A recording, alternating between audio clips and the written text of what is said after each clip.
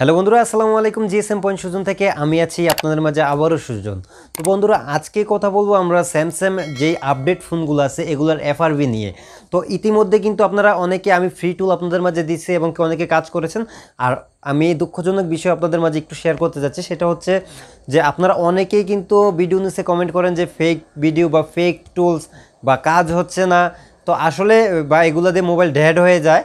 তো আপনাদের উদ্দেশ্য করে কিছু কথা বলতে চাই, আপনারা যেই কোনো ফোন আগে ট্রাই করবেন। আর আমি বলবো না যে ক্র্যাক ভার্সন বা ফ্রি ভার্সন দিয়ে সবগুলা কাজ হবে, মানে টোটালি ক্লিয়ারলি আপনারা 100 থেকে 100% কাজ করতে পারবেন। যদি এগুলো দিয়ে 100% কাজ করতে পারতো সবাই, তাহলে কেউ ডঙ্গল কিনলো নইলে। তবে আমাদের ভিডিওগুলো তৈরি করা এই কারণে, কারণ আমাদের মতো জিএসএম সেকশনে অনেক ছোট ভাই আছে বা বড় ভাই আছে যাদের মানে একটি বক্স বা একটি ডঙ্গল কেনার সামর্থ্য নেই।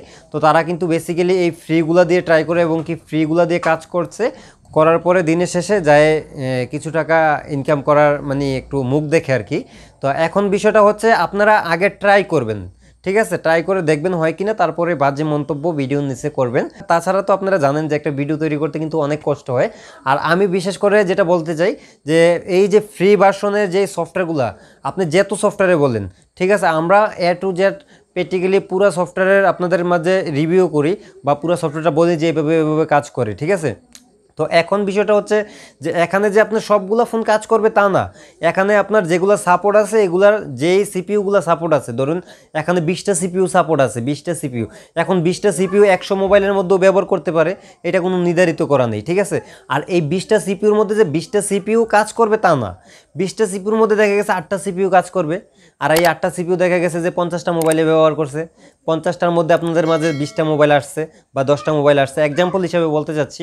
তো আপনারা প্রথমে ট্রাই করবেন। তো আজকে আমরা আপনাদেরকে একটি স্যামসাং ফোন দিয়ে, স্যামসাং A20s একটি ফোন দিয়ে দেখিয়ে দেবো যে আমরা কিভাবে খুব সহজে মানে একটি ব্রাউজার ওপেন করতে পারি। আমরা জানি যে স্যামসাং ফোন আমরা যখন Z3X বক্স দিয়ে এগুলোকে এফআরবি রিমুভ করতে যাই, সেই ক্ষেত্রে কিন্তু অনেক ঝামেলা, ঠিক আছে?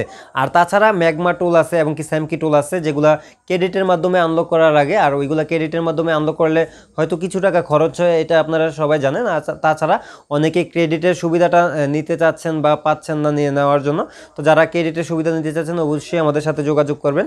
আর তাছাড়া আমি আপনাদেরকে এটা বলতে চাই যে আপনারা আজকের ভিডিওটা যদি এ টু জেড সম্পূর্ণ দেখেন, সেই ক্ষেত্রে আপনাদের কোনো প্রকার ক্রেডিট টুলের প্রয়োজন নেই। আপনারা এই ভিডিওটা দেখে আপনারা সরাসরি একটি ব্রাউজার ওপেন করতে পারবেন। আর সরাসরি একটি ব্রাউজার ওপেন করার পরে ওইখান থেকে আপনারা চাইলে এফআরবির যেই ওয়েবসাইটগুলো থাকে ওই ওয়েবসাইটে যাওয়ার পরে আপনারা আপনাদের সেটগুলোকে আনলক করতে পারেন, ঠিক আছে? তো চলুন আজকে আর দেরি করবো না, সরাসরি চলে যাব আমাদের মূলত কাজে।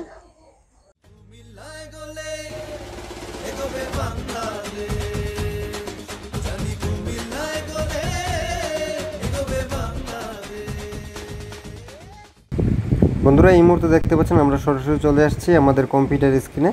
তো এখানে একটা ফাইল দেখতে পাচ্ছেন, এই ফাইলটা আমি ভিডিও ডিসক্রিপশনে দিয়ে দেবো। আর এটাতে পাসওয়ার্ড দেওয়া থাকবে, পাসওয়ার্ডটা আপনারা পুরো ভিডিওটা যদি দেখেন তাহলে পাসওয়ার্ডটা পেয়ে যাবেন। তো আমরা সর্বপ্রথম এটাকে এক্সট্রাক্ট করে নিচ্ছি। তো দেখুন এখানে কিন্তু এটা এক্সট্রাক্ট হয়ে গেল। তো এক্সট্রাক্ট হওয়ার পরে এখানে দেখতে পাচ্ছেন যে আমাদের একটি টুলস, তো আমরা এই টুলসটাকে ডাবল ক্লিক করে ওপেন করে নেব এবং কি এখান থেকে ইয়েস দিয়ে দিব। আর তাছাড়া আমাদের একটি মোবাইল আপনাদের সামনে নিয়ে আসলাম, যেটা হচ্ছে M31।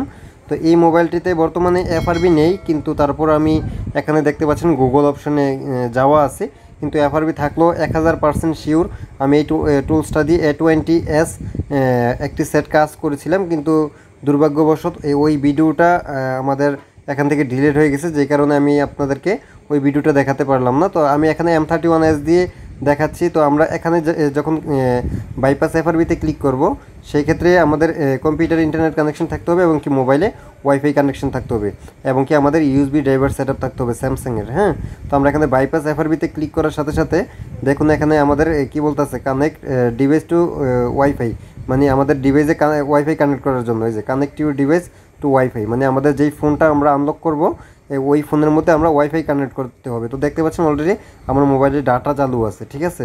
তো আমরা এখানে ওকেতে ক্লিক করে দিলাম। ওকেতে ক্লিক করার পরে এখানে একটু সময় নেবে এবং কি এখানে আমাদের ইনফরমেশনগুলো চলে আসছে, দেখতে পাচ্ছেন ফোনের, ঠিক আছে? ফোনের ইনফরমেশনগুলো কিন্তু সবগুলো এখানে দেওয়া আছে এবং কি দেখুন আমাদের স্ক্রিনে কিন্তু অলরেডি একটা মেসেজ চলে আসছে অটোমেটিকলি। এবং কি আমরা যখন এখানে ভিউতে ক্লিক করব, এই যে ভিউতে ক্লিক করলাম, ভিউতে ক্লিক করার সাথে সাথে দেখতে পাচ্ছেন আমাদের এখানে একটি নোটিফিকেশন চলে আসছে যে আমরা আমাদের ব্রাউজার ওপেন করার জন্য। তো আমরা এখানে জাস্ট তে ক্লিক করে দিলাম, দেওয়ার পরে আমরা দেখতে পাচ্ছেন সরাসরি কিন্তু আমাদের ব্রাউজারে নিয়ে গেছে। ঠিক আছে, এখন ব্রাউজারে নিয়ে যাওয়ার পরে আমরা যেটা করতে পারি, এখানে ব্রাউজারে আমরা লিখতে পারি যে আচ্ছা, এখানে আমরা ব্রাউজারে লিখতে পারি যে frpfile.com বাইপাস। ঠিক আছে, frpfile.com বাইপাস। ঠিক আছে, আমরা frpfile.com বাইপাসে যখন লগ ইন করবো, এই যে দেখুন এখান থেকে কিন্তু আমরা সেটিংয়ে যেতে পারবো। এই যে ওপেন সেটিংয়ে ক্লিক করে আমরা সেটিংয়ে চলে যেতে পারবো সরাসরি। আর এখান থেকে এই সেটিং থেকে কিন্তু আমরা চাইলে আমাদের মানে লকটা আনলক করে নিতে পারি স্ক্রিন লকের মাধ্যমে, এটা সেট অনুযায়ী। ঠিক আছে, আমি জাস্ট আপনাদেরকে আজকে এতটুকু দেখালাম।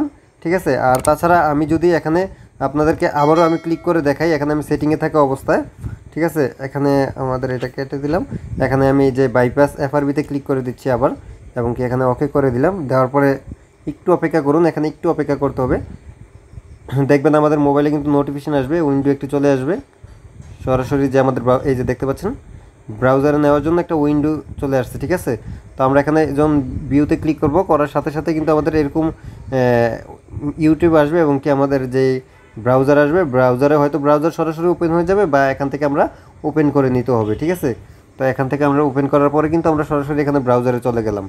এখান থেকে আপনারা যে কোনো সাইডে চলে যেতে পারবেন। তো বন্ধুরা, হয়তো ভিডিওটা আমি আশা করি আপনাদের ভালো লাগবে, এবং কি ভিডিওটা থেকে আপনারা কিছু শিখতে পারবেন। আর তাছাড়া আমি M20S এর কথা বলছিলাম, দুর্ভাগ্যবশত এখান থেকে আমাদের এই যে আমি ফাইলটা দেখিয়ে দিচ্ছি, হয়তো অনেকে মনে করতে পারেন যে আসলে এগুলা বাটপারি। এই যে দেখুন এই ফাইলটা, হ্যাঁ, কিন্তু এটা আমার কাজ হচ্ছে না। এই যে A20S ফাইলটা আমি স্ক্রিন রেকর্ড করেছিলাম, এই যে A20S, স্যামসাং A20S, এটা স্ক্রিন রেকর্ড করেছিলাম, কিন্তু দুর্ভাগ্যবশত এটা ভাইরাসে অ্যাটাক করে খেয়ে ফেলেছে, যে কারণে এটা আমার মানে এডিটিং করতে পারতাছি না। ঠিক আছে, তো যেই কারণে আপনারা যে কোনো আপডেট ফোনগুলা এখান থেকে আপনারা জাস্ট এই টুলসটা ওপেন করে কাজ করতে পারেন।